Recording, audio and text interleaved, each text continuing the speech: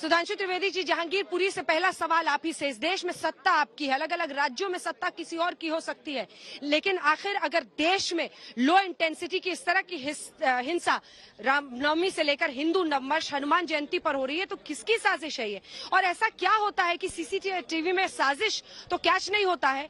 जैसे जांच की शुरुआत होती है, फिर कुछ घंटों में ही अंतर्राष्ट्रीय लिंक्स भी मिल जाते हैं, लेकिन आप ऐसी हिंसा को रोकने में अभी तक नाकाम रहे हैं।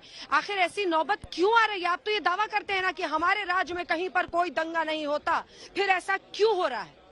सुधांशु जी, आपने बहुत वाजिब सवाल किया, क्योंकि जो कुछ भी हो रहा है, यदि ये कहा जाए कि देश में 8-10 जगहों पे हो रहा है, एक ही पैटर्न पे हो रहा है, एक ही तरीके से हो रहा है, एक ही मौके पे हो रहा है, तो कम से कम इतना तो कोई भी व्यक्ति ईमानदारी से मानेगा कि इसे स्वतः स्फूर्त दंगा यानी एक ऑटोमेटिक होने वाला रॉयट नहीं कहा जा सकता।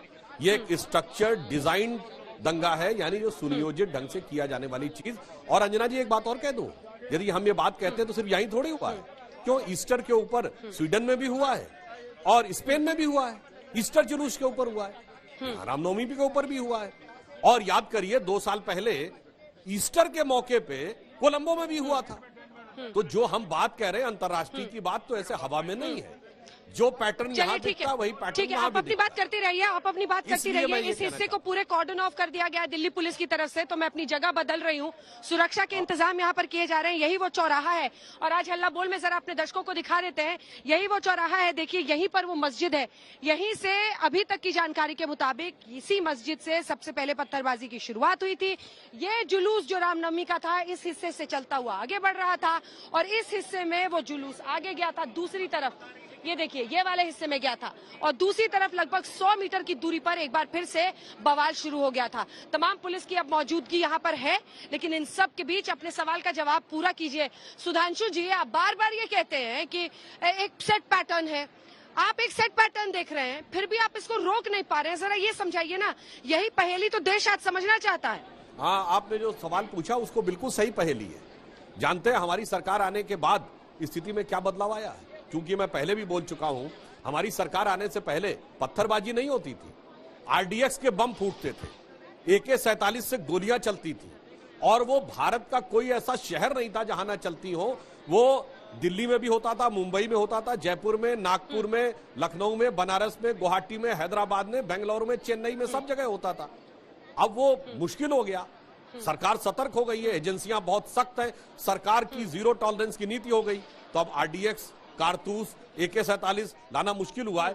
पत्थरबाजी का तरीका अडॉप्ट किया गया है। अब सरकार इसके ऊपर भी पूरी तरह सजग है। अब देखिए, टेक्नोलॉजी के द्वारा जो तथ्य और फैक्ट सामने आ रहे हैं, उसमें किसी प्रकार का कोई डिनाई नहीं कर सकता अगर किसी व्यक्ति की गोली चलाते हुए फोटो आई है। पहला मैं एक फैक्ट बता देना चाहता हूं कि यहां पर जो दंगा हुआ, वहां पुलिस के जो लोग उपस्थित थे, वो 20-22 लोग थे। उन्होंने दोनों भीड़ों के बीच में एक ह्यूमन वॉल बनाने का काम किया। इसलिए आपने देखा कि उसमें एक व्यक्ति उमाशंकर ही घायल हुआ है, बाकी सबसे ज्यादा पुलिस वाले घायल हुए हैं। गोली भी पुलिस वाले को लगी है।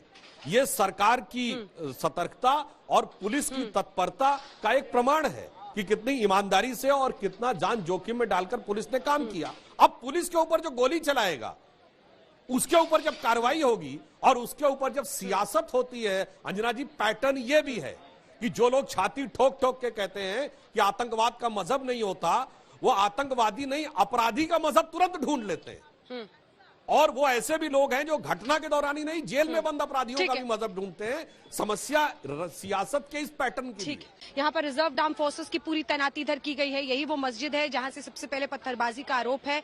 वहीं पर फोरेंसिक जो टीमें गई थी, और वहीं उसकी छत पर ये जानने की कोशिश की गई थी वहां पर क्या हुआ है, क्या वहां से वाकई पत्थरबाजी हुई है। तमाम सबूत यहाँ से इकट्ठा किए जा रहे हैं। इस हिस्से में, चूंकि इस कॉलोनी में इस तरफ कुछ देर पहले हिंसा हुई थी, तो यहाँ पर भी पूरी तैनाती करके बैरिकेडिंग कर दी गई है। इसी तरह से अलग अलग जगहों पर बैरिकेडिंग परिस्थितियों को देखकर किया जा रहा है। वारिस पठान साहब, मेरा आपसे ये सवाल है, आपको पता है जब मैं यहाँ पर पहले आई तो मस्जिद के पास जाकर जानकारी हासिल करने की कोशिश कर रही थी, मुझसे क्या कहा गया? पुलिस वालों ने मुझे बताया कि मस्जिद में लोग बहुत अग्रेसिव हो रहे हैं, आक्रामक हो रहे हैं। फोरेंसिक की टीम तो जाने दी जाएगी, लेकिन अब वो किसी और को बर्दाश्त नहीं कर रहे हैं। वहां पर बहुत मुश्किल हो रहा है किसी को भी ऊपर जाना, देखना कि क्या उस छत पे कुछ मौजूद है, नहीं है। सच सामने नहीं आने दिया जा रहा है। तो इसकी वजह आप क्या मानते हैं वारिस पठान साहब? देखिए अंजना जी, मैं स्टार्ट से आपसे बात करूंगा। सुधांशु जी ने भी कहा कि एक पैटर्न है, बिल्कुल ये एक पैटर्न के जरिए किया जा रहा है, एक सोची समझी साजिश के जरिए, एक स्टेट कम्प्लिसिटी के साथ में ये सब हो रहा है इतने राज्यों के अंदर।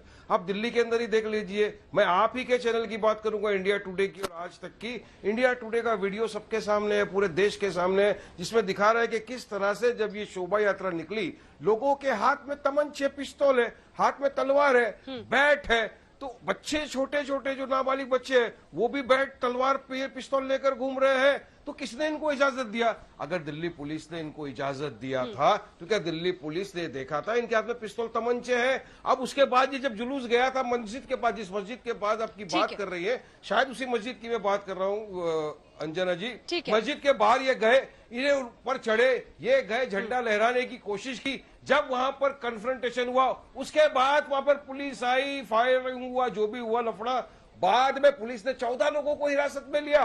14 के 14 मुसलमान थे।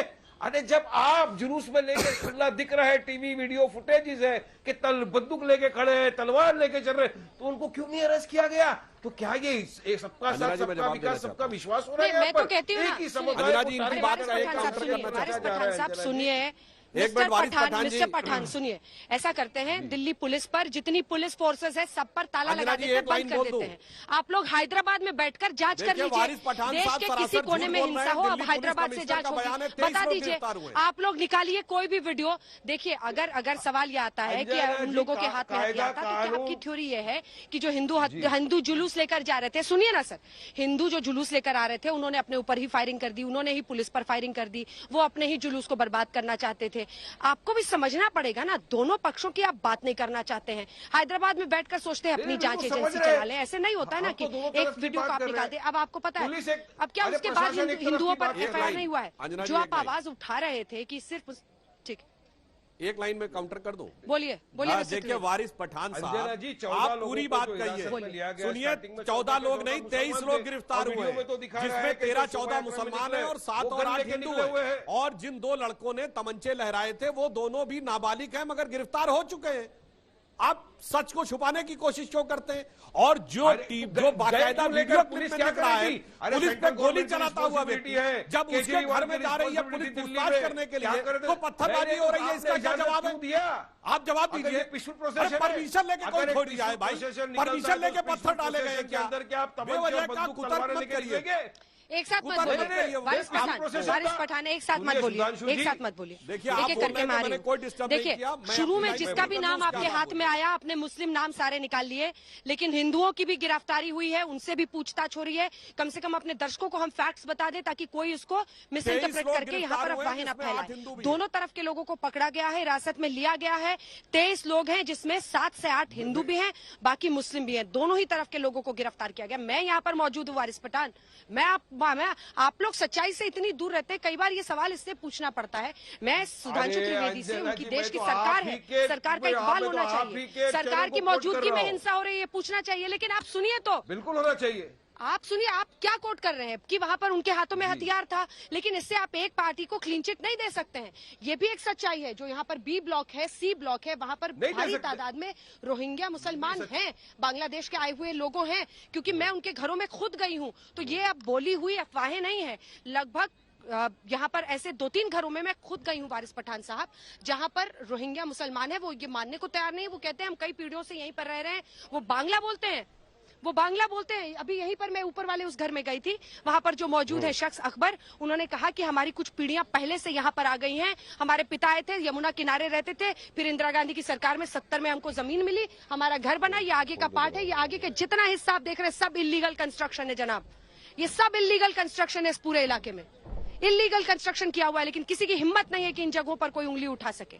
आखिर इस तरह का बवाल क्यों? जब उस कॉलोनी में, कुछ देर पहले मैं लाइव मौजूद थी, जब उस कॉलोनी में सोनू शेख, जिस पर गोली चलाने का इल्जाम है, सोनू शेख की पत्नी से पूछताछ की जा रही थी, क्राइम ब्रांच पहुंची थी, तो लगभग 50 से 100 महिलाएं पहुंच गई और वो वहां पर शोर शराबा करने लगी, पुलिस वालों को नहीं काम करने दे रही थी। ऐसे में रिजर्व आर्म फोर्सेस की महिलाओं को हेडगियर पहन के मेरे सामने में पत्थरबाजी फिर से लो इंटेंसिटी की वहां पर शुरू हो गई थी सामने वाली कॉलोनी में। ये क्यों हो रहा है? ये क्यों हो रहा है वारिस पठान साहब?